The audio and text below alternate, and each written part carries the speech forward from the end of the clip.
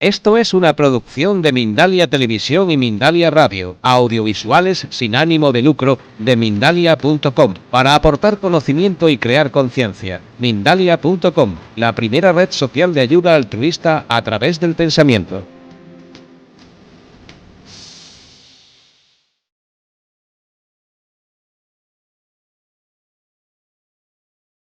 Soy Eva López, cofundadora de Mindalia Televisión y Mindalia.com. Quiero agradeceros que estéis aquí una noche más, una tarde más, compartiendo vuestro tiempo con nosotros y asistiendo a estas conferencias donde intentamos haceros llegar información valiosa sin importar el lugar del mundo donde os encontréis. Recordaros que Mindalia.com es una ONG sin ánimo de lucro y una de sus finalidades es que a través de la red social podáis ayudar y pedir ayuda de manera gratuita, o sea, a través de la energía del pensamiento positivo. También dentro de Mindalia está Mindalia Televisión, donde tienen cabida estas conferencias. También en mindaliatelevisión.com hay más de 3.000 vídeos ya de conferencias, talleres, entrevistas y todo tipo de información que podéis ver a cualquier hora, la podéis compartir y podéis colaborar de esta manera a que llegue a más personas. Hoy tenemos con nosotros a Gabriel. Gabriel está habitualmente con nosotros, nos encanta tenerle aquí de nuevo. Él es licenciado en Filología Hispánica, ha impartido clases de ESO y bachillerato y también ha trabajado de documentalista y dirigido varios departamentos de prensa. Sin embargo, un giro brusco de la vida le encaminó a ejercer como terapeuta holístico vibracional, de Healing, floral, maestro de Reiki Usui tradicional, Magnified Healing e iniciado en Esoteric Healing, programación neurolingüística, y especialista en técnicas de relajación guiada con fines terapéuticos, aceptación de los cambios, gestión del estrés y reorientación vital y profesional. Además, imparte cursos, talleres y conferencias de metafísica práctica encaраdos al entendimiento de los nuevos tiempos en que vivimos e intentando ayudar al crecimiento interior de las personas, al reencuentro con sus propias capacidades trascendentales y actualmente además se dedica a divulgar lo expuesto en su libro Metafísica Angélica para la llamada del guerrero 2012-2020. Un libro de información canalizada desde la Hermandad Blanca con todo cuanto interesa recordar, puntualizar o desmentir al respecto de este periodo post-2012 que estamos viviendo y que tan importante resulta para el avance de Acuario. Y bueno, os voy a pasar ya con Gabriel. El tema de la conferencia de hoy es la metafísica del amor.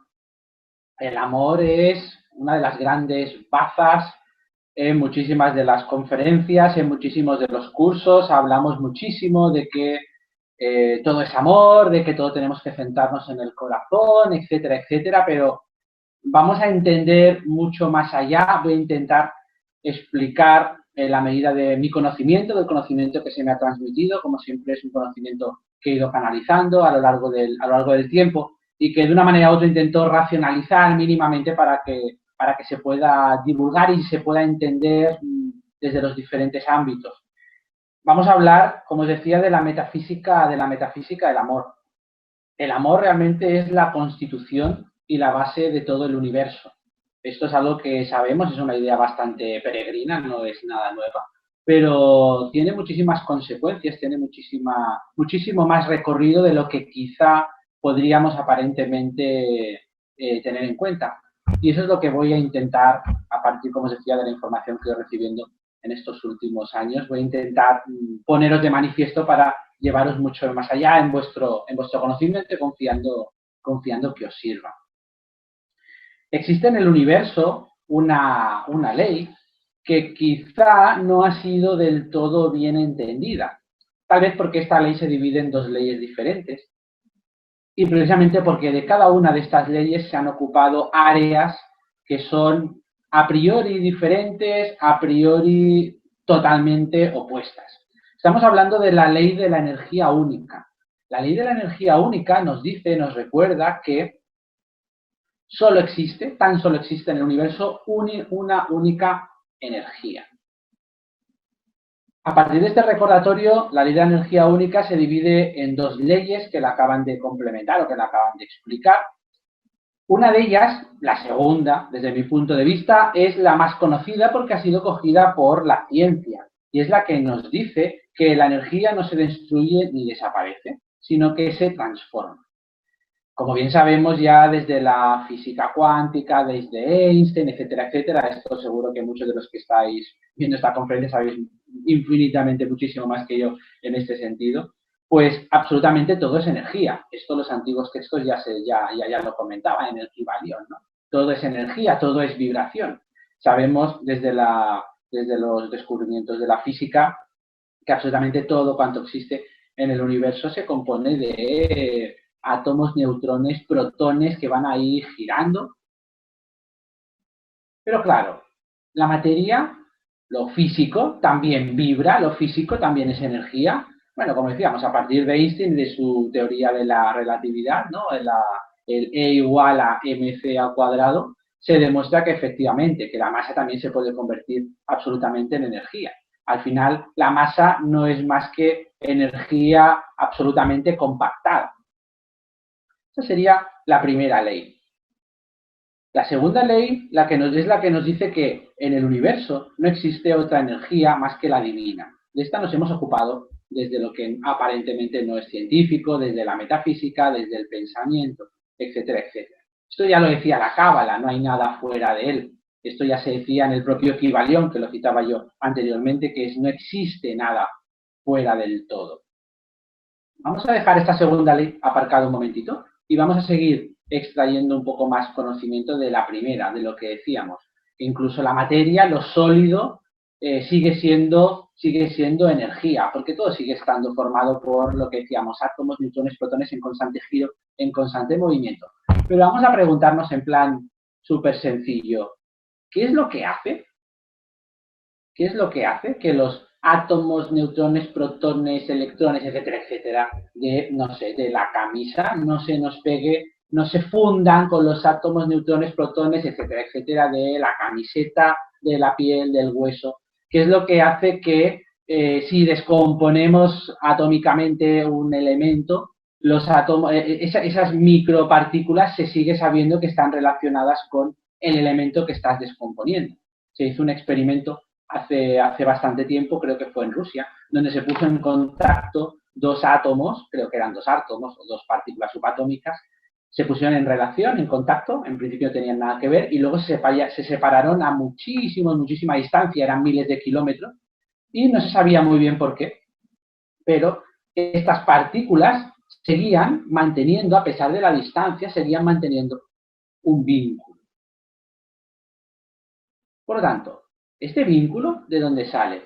El hecho de que por más que descompongamos algo a lo mínimo, ¿qué es lo que hace que sepamos que eso pertenece, sigue siendo madera, sigue siendo tela, sigue siendo hueso, sigue siendo? Para esto tenemos que ir a un divulgador que se llama Ervin Laszlo, que junto con otros tiene una teoría muy interesante, que es la teoría del universo informal. Con vuestro permiso os voy a leer la cita de lo que él dice. Dice que en el universo no solo hay energía, sino que hay energía con información.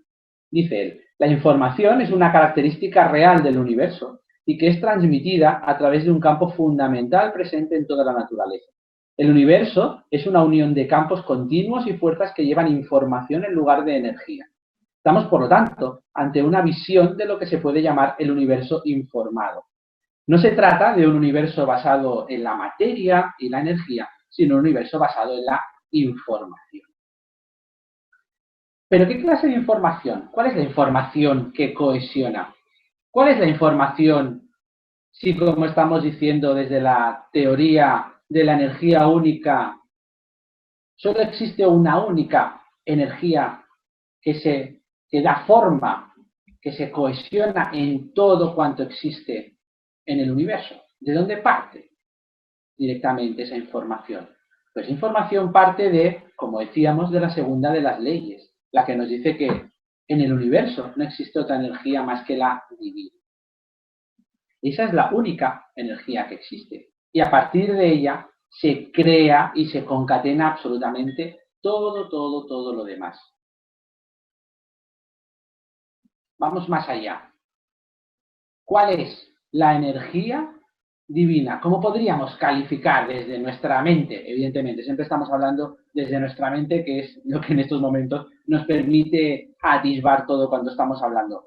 ¿Cómo podríamos calificar esta energía divina? La energía divina la energía de la fuente, de Dios, Dios Padre, Dios Madre, cada uno como lo quiera llamar. Es energía de puro amor. Esa es la energía divina, energía de puro amor. Y como energía de puro amor, ha dado la creación de todo lo demás, todo cuanto existe, como decía antes. Para entender este proceso creativo, para entender por qué la fuente se expande, por qué a partir de la fuente se genera todas las existencias que conocemos y las que no conocemos, obviamente, tenemos que utilizar, bueno, los recursos de nuestra mente, tenemos que utilizar, como decía el Kybalión, el famoso precepto de así es arriba como es abajo. Vamos a entenderlo desde nuestro abajo. Para entenderlo desde nuestro abajo, tenemos que ir a las características del amor. El amor cumple a rajatabla 3 características. La primera característica del amor es que el amor es expansivo.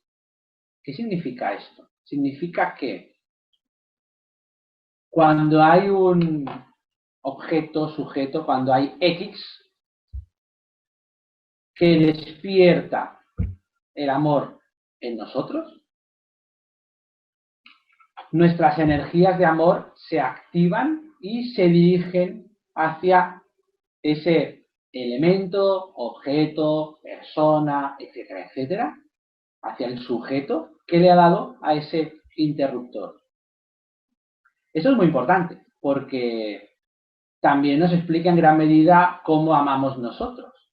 Es un grave error, aprovecho la circunstancia, es un grave error pensar que es la otra persona, en nuestro caso humano, es la otra persona, es en la otra persona, perdón, donde está el amor hacia el cual yo voy. El amor no está nunca en la otra persona, el amor nunca está fuera. El amor forma parte de nosotros. Esto lo iremos viendo, lo iréis entendiendo mejor a lo largo de la charla. Por tanto, en realidad lo que ocurre es que alguien despierta el amor que tú ya tienes dentro. ¿Que este amor se puede acrecentar? Evidentemente. Pero es un despertar del amor que tú ya tienes dentro. Lo que decimos siempre, ¿no? De que no puedes dar lo que no tienes, no puedes pretender amar si tú no te amas a ti mismo. Es exactamente la misma relación.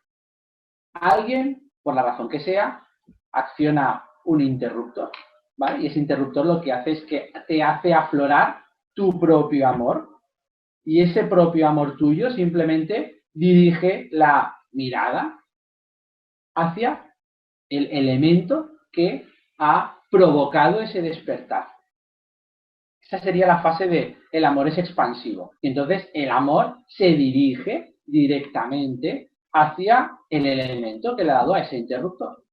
Si ese elemento, sujeto, si ese X que despierta ese amor que tú llevas dentro, resulta que corresponde, resulta que tu despertar de amor también le despierta, entonces se produce la segunda característica del amor, y es cuando el amor se convierte en cooperativo.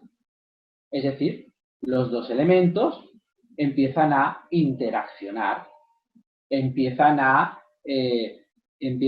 actuar y activar sus dos lados de amor, produciendo un flujo constante entre ambos. Se reconocen, ambos amores se reconocen, interactúan, y si esto va más allá, entonces pasamos a la tercera característica del amor, es cuando el amor se convierte en generativo. Es cuando, a partir de este estado de cooperación que teníamos antes, se construye, se genera algo nuevo. Se pasa de dos elementos a un tercer elemento formado por las dos individualidades, algo distinto. Se establece un microsistema de dos elementos. Se fusionan ambos amores. Se pasa, en nuestro caso podríamos decir, se pasa de un tú y yo, se pasa a construir un nosotros. ¿Esto qué tiene que ver con lo que estamos diciendo? Como decíamos antes, estamos hablando de la divinidad. La divinidad recordemos, así es arriba como es abajo, cumple también, como puro amor, como el amor más puro, más perfecto que existe, cumple también estas tres características del amor. Solo que el proceso se debe a él con él mismo. Es decir, es la propia fuente la que se expande y la que cumple con las tres características. Se expande y genera a partir de sí mismo algo nuevo. ¿Qué es lo que genera? Nosotros las criaturas. Nosotros las criaturas surgimos de un pensamiento, de una emanación directa del puro amor divino. Somos ese proceso, el final de ese proceso generativo que da lugar a algo más. Pero en base a este gran amor, lo que se hace es que no nos quedamos, una de las grandes preguntas que siempre se hace, no nos quedamos directamente en la fuente, o mejor dicho, porque recordemos, no hay nada fuera de él. Lo que ocurre es que se nos crea la ilusión de no estar con la fuente. Y para que podamos coexistir, la propia fuente nos proporciona un multiverso que es perfectamente autónomo, un multiverso perfectamente autogestionado, autogestionable, un multiverso donde ya están inscritas todas las posibilidades de todo aquello que podamos necesitar. E incluso con las capacidades de generar nuevas cosas a partir de lo que está existiendo ya. Y ese multiverso es lo que se nos proporciona para que nosotros podamos habitar con la ilusión, sabemos, con la ilusión de estar como separados de la fuente. ¿Por qué se genera esto? En base a este amor del cual surgimos, en base a este amor que forma parte de nuestra naturaleza, porque de él hemos sido creados, surgen una de las leyes más sagradas del universo. A veces la gente se pregunta, pero esta ley, ¿por qué es tan sagrada? Estamos hablando de la ley del libre albedrío. La ley del libre albedrío surge precisamente de este proceso. Porque se nos quiere libres, porque se nos da la completa y absoluta libertad, se nos proporciona este multiverso para que nosotros podamos habitar y hacer, vivir como mejor sepamos, como mejor queramos, como nos apetezca. Por lo tanto, la ley del libre albedrío está inserta desde el propio momento alfa de la creación, donde no solo salimos nosotros, no solo surgimos nosotros las criaturas, sino que se nos da el multiverso para que podamos habitar. Hay otro hecho igual de importante, y es que no solo la libertad forma parte del primigenio universo del cual salimos, y por eso es esta ley tan absolutamente sagrada, la ley del libre albedrío, sino que también, por concatenación, la abundancia forma parte de este concepto de libre albedrío y de este concepto de darnos a las criaturas el multiverso. ¿Por qué? Pues como decíamos, en el universo está todo cuanto podamos necesitar. Todo cuanto ni siquiera sabemos que necesitamos, pero quizá en un futuro, y tenemos absolutamente todas las posibilidades de crear.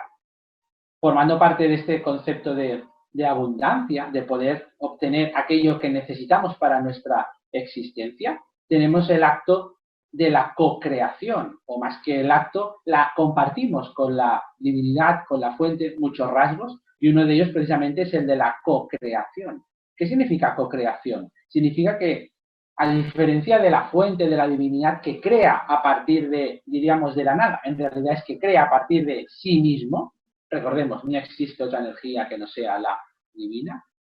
Nosotros co-creamos. ¿Qué significa co-crear? Que creamos a partir de una energía que ya existe.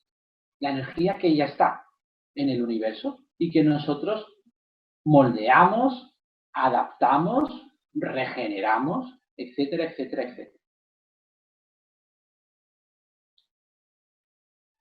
Adaptamos, regeneramos a partir de ¿qué? Estamos diciendo que el universo es un engranaje perfecto donde todas las piezas encajan a la perfección. Eso es lo que llevó antiguamente a los anónimos autores del Kybalión a registrar que el todo es mente. Pero si hacemos la equiparación de así es arriba como es abajo, veríamos que si el todo fuera mente, no tendríamos el tipo de vida ni tendríamos el tipo de creación que estamos teniendo. Si el todo fuera mente, simplemente hubiera establecido un engranaje y tal vez no hubiéramos gozado del proceso de abundancia, no se sabe si el de cocreación, es decir, todo eso forma parte de una fuente que no es mente, sino que es puro amor, que es un gran corazón completo y absolutamente perfecto. Volvemos. ¿A partir de qué la energía se modela? ¿A partir de qué la podemos modelar nosotros? ¿A partir de qué la modela la propia fuente y da lugar a todo cuanto existe, incluidos nosotros? Vamos otra vez a recuperar lo que decía Ervin Laszlo. Ervin Laszlo, este científico divulgador, perdón, no es científico, es divulgador. Este divulgador hablaba del universo informado, es decir, que el universo está compuesto de energía más información. La energía ya sabemos de dónde sale, pero ¿y esta información? Esta información es hacia lo que vamos nosotros. Esta información es todo cuanto existe en el universo, contiene la información de ser y la información de estar. La información de ser es la información que permite a todo cuanto existe mantener una individualidad, una individualización, mantener unas características particulares que le hacen único. La otra información, esa sería la información de ser, la información de estar. ¿A qué hace referencia la información de estar? A que dicha individualidad esté perfectamente estructurada en el conjunto o en el sistema al cual pertenece. La información de ser y la información de estar es lo que conocemos bajo una palabra que muchas veces se nos llena la boca. La información de ser y la información de estar que existe en todo cuanto hay en el universo es lo que llamamos conciencia. Todo cuanto existe en el universo tiene esta conciencia. La conciencia de qué es y la conciencia de para qué sirve. Evidentemente, según el para qué es y para qué sirve, este nivel de conciencia es superior o es menor. Inferior no, es menor. Pero todo cuanto existe en el universo tiene ese estado de conciencia. Por eso me habréis oído decir los que habéis venido a algunos cursos, en algunas charlas, no recuerdo si aquí en alguna charla anterior en la plataforma de televisión lo he repetido, lo he comentado, pero por eso muchas veces yo digo que una piedra es más espiritual que todos nosotros juntos. ¿Por qué? Pues porque una simple piedra tiene perfectamente y cumple a rajatabla con esa conciencia de ser y de estar. Y no se preocupa de otra cosa más que ser y estar, más que de su individualidad y de cumplir su cometido dentro del engranaje al cual pertenece.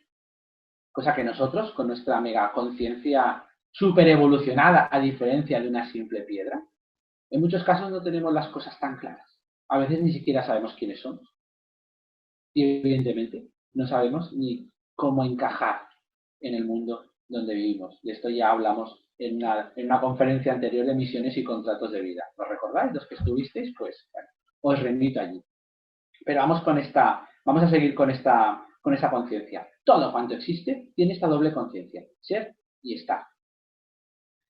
Aplicada a nosotros, que somos los que tenemos un nivel mayor de conciencia, porque somos las criaturas, somos los hijos de la fuente.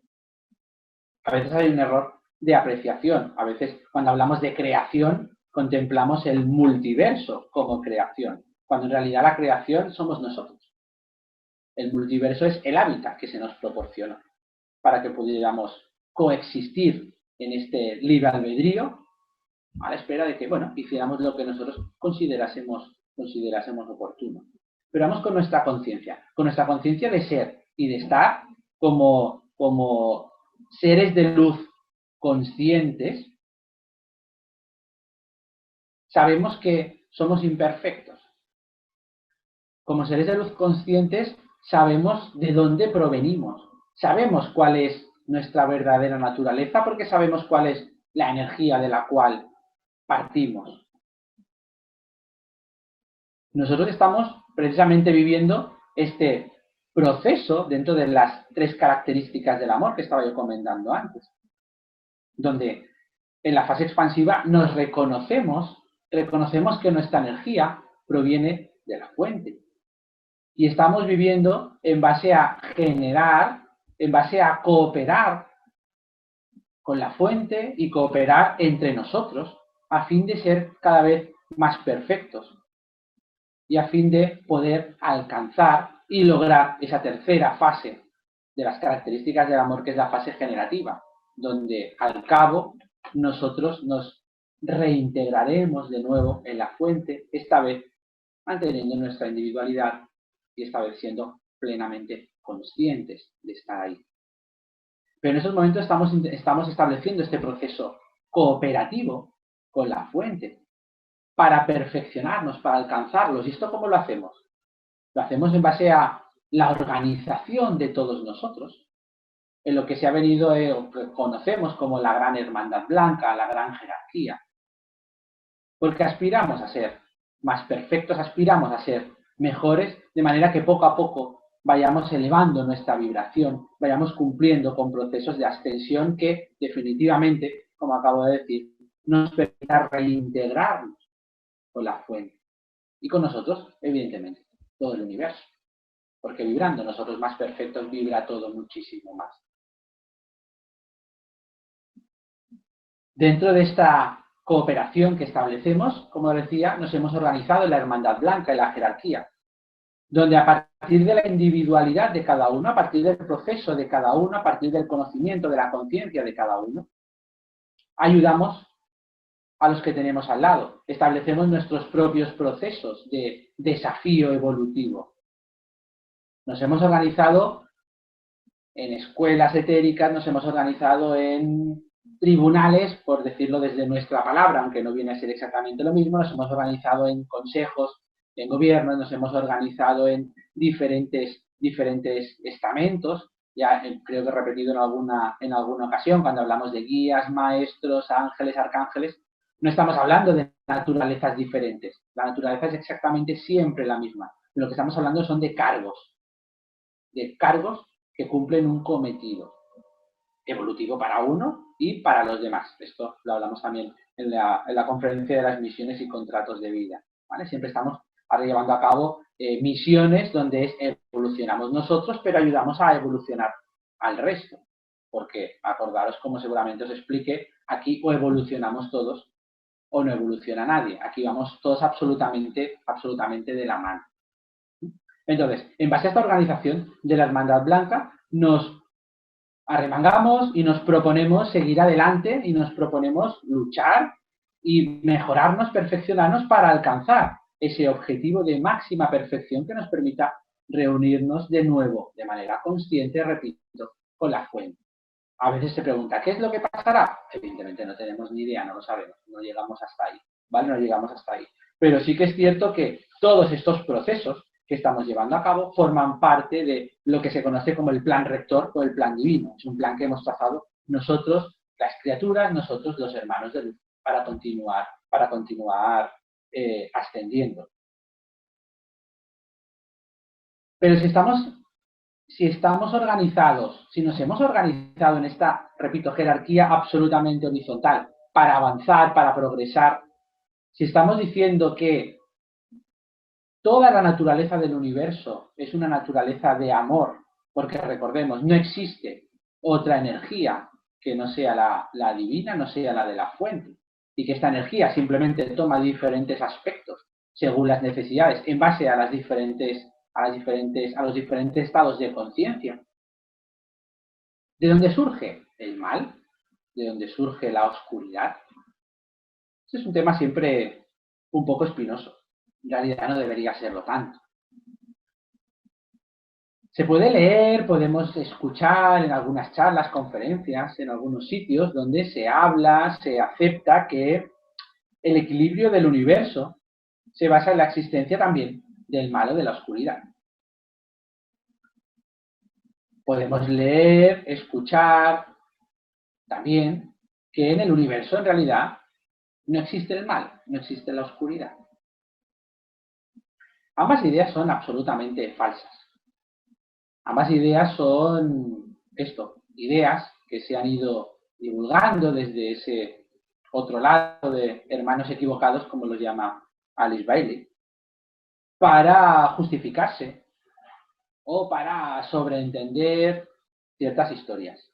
Ninguna de estas dos justificaciones, que en realidad es lo que intentan ser, ninguna de estas dos justificaciones son ciertas.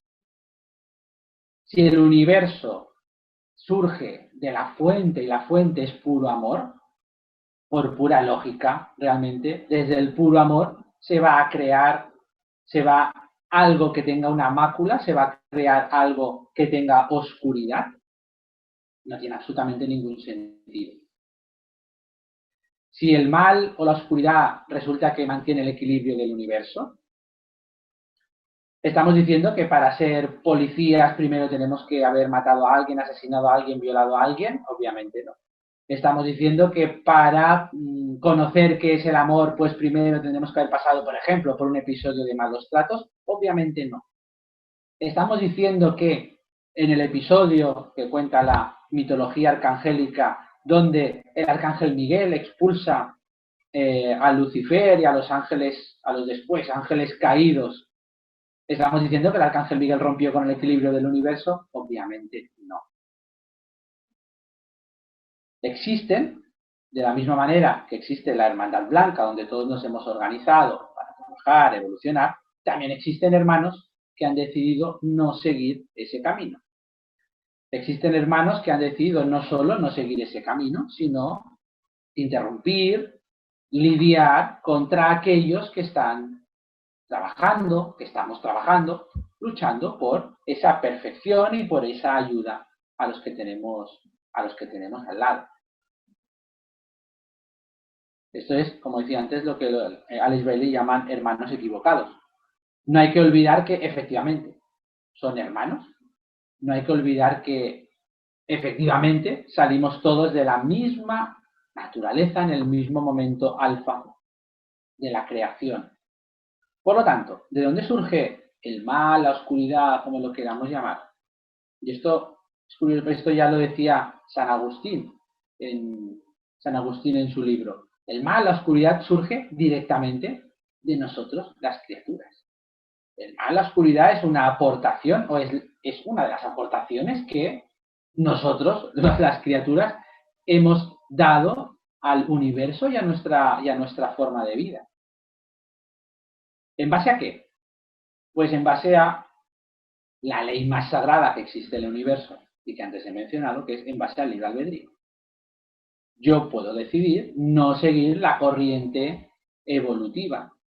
Y yo puedo decidir no solo no la sigo, sino que me intento organizar aparte y esa organización aparte intenta luchar, evitar o como mínimo poner todas las piedras en el camino que pueda para que los otros hermanos no lleven a cabo ese proceso evolutivo. Eso es importante. Es decir, no, la oscuridad, el mal, no forma parte de la creación, lo hemos incorporado nosotros. Es importante saber que Dios no creó al ángel y al demonio, sino que el demonio se creó a sí mismo en base al libre albedrío. Y por lo tanto, en base a mantener todo este sistema de amor, el amor a veces se tiene que transformar. Y desde el amor, para mantener precisamente toda la estructura, el amor se tiene que transformar a veces en justicia, el amor a veces se tiene que transformar en desapego, el amor a veces se tiene que transformar en poner esas barreras que intentan delimitar o que intentan romper ese bien común hacia el cual todos estamos luchando, hacia el cual todos estamos yendo. Pero siempre repito, siempre desde el amor, no desde el castigo, no desde la ira, porque entonces estarías actuando exactamente desde el mismo lado que se supone que estás intentando combatir. Eso no tendría ningún tipo de sentido. Odio, rencor, oscuridad, maldad, se combate con amor. Pero el amor no es simplemente la cara, a veces happy flower, por decirlo de una manera absolutamente bruta y vulgar. El amor también es llamar la atención, el amor también es dar un manotazo, el amor es... Todos los que tengáis hijos, cuando tienen la etapa de empezar a meter los dedos en el enchufe, no habéis acabado a veces dándole un pequeño manotazo en la mano, pero lo hacéis desde el amor, no lo hacéis desde la rabia, no lo hacéis desde la ira, no lo hacéis desde el rencor. En el universo existe el mismo patrón, el mismo parámetro y debería exactamente ser así. No combatimos la oscuridad desde nuestra propia oscuridad, combatimos la oscuridad desde el amor. El amor, en este caso, convertido en justicia. Una justicia que no es el concepto humano en muchas ocasiones. Es una justicia que precisamente es justicia porque parte directamente desde el corazón, que, como decimos, es la naturaleza de todo cuanto existe. No sé si me he extendido demasiado, creo que seguramente habrán surgido al hilo de todo lo que he explicado bastantes preguntas.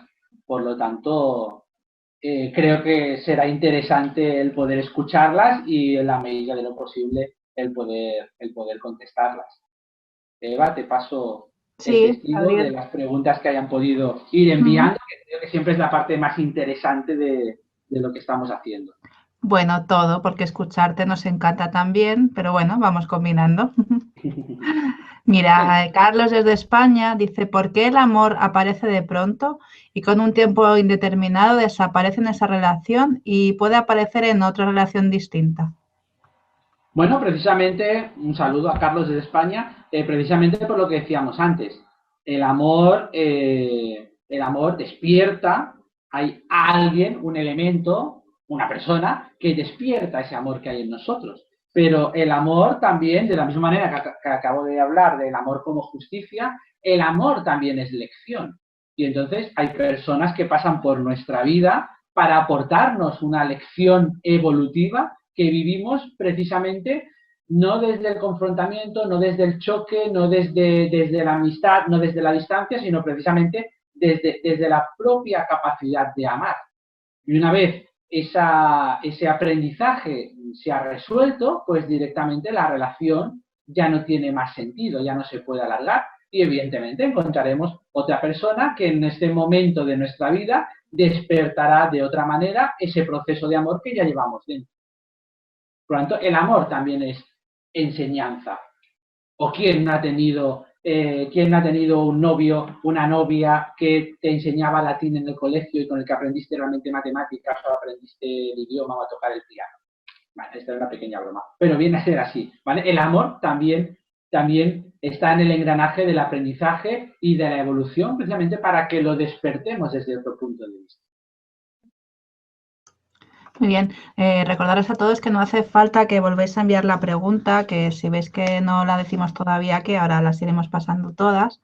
Y también que al hacer la pregunta, que nos gusta saber, nos encanta saber dónde estáis, así que os pedimos que al hacer la pregunta nos digáis en el país donde estáis.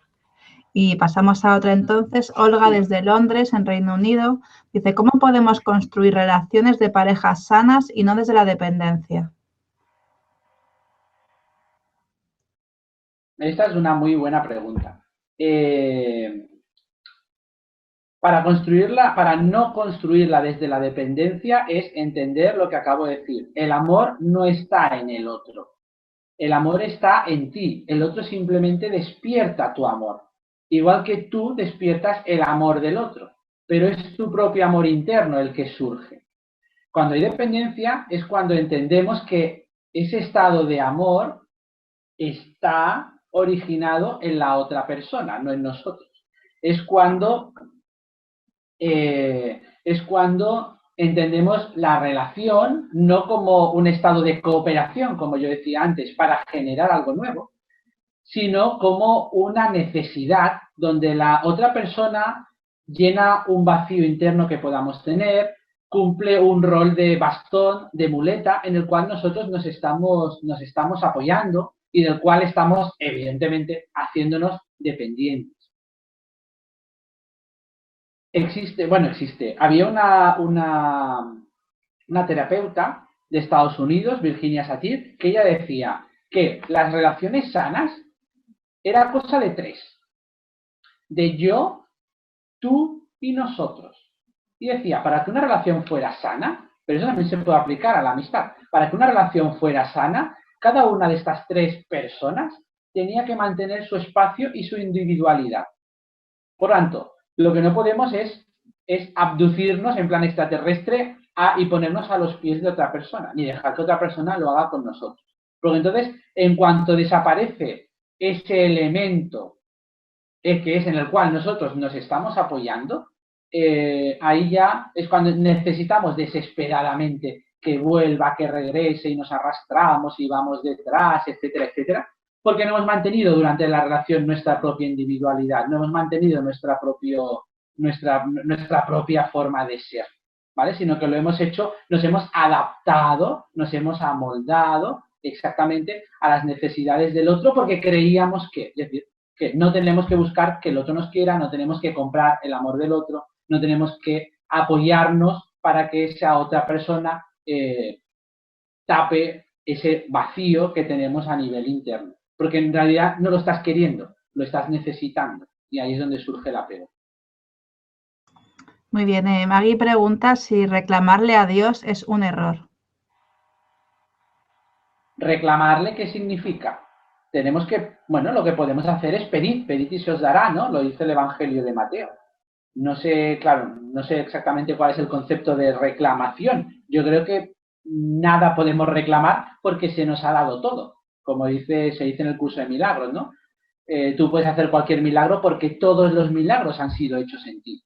Si Dios, la fuente, la divinidad, Padre, Madre, ha puesto a tu disposición absolutamente todo, y ya no solo es que ha puesto a tu disposición este multiverso, como decíamos, con todas las capacidades, tú tienes esas capacidades de co-creación para moldear, etcétera, etcétera, sino que en realidad, aunque tengamos la ilusión de estar alejados, en realidad nada hay fuera de él y seguimos estando en él, seguimos formando parte de él, yo creo que absolutamente nada se puede reclamar. Muy bien, pues Alma desde México dice, si somos creados por la fuente y esta es perfecta, ¿por qué somos imperfectos? Porque somos criaturas, somos sus criaturas y como criaturas, evidentemente, que seamos una parte de Dios o que seamos una partícula de Dios no significa que seamos Dios. Esto hay un ejemplo donde lo explico en el libro precisamente, Metafísica Angélica, que es una cita de un filósofo que es muy interesante, donde dice que Otelo tiene algo de Shakespeare, pero no es Shakespeare. Pues nosotros exactamente igual. En realidad, somos más perfectos de lo que nosotros nos pensamos, pero tenemos todavía que evolucionar. Pero es eso, no tenemos la perfección de Dios porque Dios, o fuente, como lo queramos llamar, solo hay uno. Nosotros todavía estamos ahí coleando e intentando alcanzar. Pues María Teresa desde Venezuela dice, ¿por qué después de mi fracaso matrimonial de 34 años no he conseguido otra persona? Tengo 2 años de separada y nada disimulo delante de mis hijos, pero ellos me ven triste y mi esposo anda feliz y eso me da rabia. Bueno, es probable, cuando hay una separación, es probable que, claro, no tenemos más datos, ¿no? Pero vamos a contemplar la posibilidad de que se mantenga todavía ese apego, se mantenga todavía esa necesidad de mantener la relación, o por incomprensión, o por necesidad, como decía, o puede ser, y esto es una parte muy importante, después de las separaciones se tiene que vivir lo que se conoce como duelo, que es exactamente igual, primo hermano, de el duelo de cuando se te muere una persona, porque de hecho se pasa exactamente por las mismas fases. La fase de incomprensión o de no aceptación, la fase de ira, la fase de depresión y la fase de aceptación. Si no se pasan esas fases, realmente el proceso no se puede cerrar. Aparentemente se cierra en falso, pero es cuando estamos manteniendo una vida donde parece que no entre nadie. Es porque el corazón, yo siempre he dicho que el corazón es como un aeropuerto, pero de un único avión. Es posible que no entre nadie porque quizá todavía ese avión, aunque sea en el plano fantasma, ¿vale? Todavía esa plaza de avión está ocupada por la relación anterior. Por lo tanto, tendrías que hacer un proceso de limpieza, ¿vale? Mental de esa historia, ver si realmente has hecho el proceso de duelo, si realmente se ha aceptado y volver a coger las riendas de tu vida. Porque tú sí puedes y tú sí vales. Por lo tanto, es todos mis ánimos y adelante.